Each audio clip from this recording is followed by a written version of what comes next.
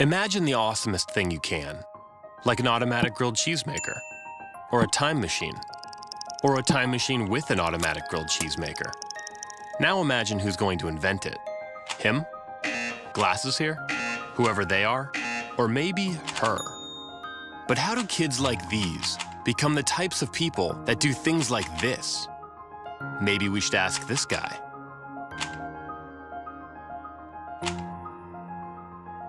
Knowledge is heavy. Sometimes it's a limit to have new ideas. That's the problem with the old schooling, because they were teaching answers. I believe questions are probably more important today than the answers. Erno's cube is a question waiting to be answered. And when the right person finds the right question, something amazing happens.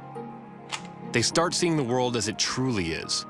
Not a place to be memorized, but a place to be figured out, flipped, turned, twisted, and ultimately made better, forever. Today, she may be an octopus, but help kids like her fall in love with problem solving, and they will embark on journeys to become scientists, artists, engineers, designers, inventors, or something no one's ever been before, but you can bet we're gonna need.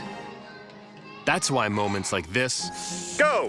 and this, and this, and especially this, are so important. Because there are companies to found, planets to walk on, time machines to invent, a future to be made amazing.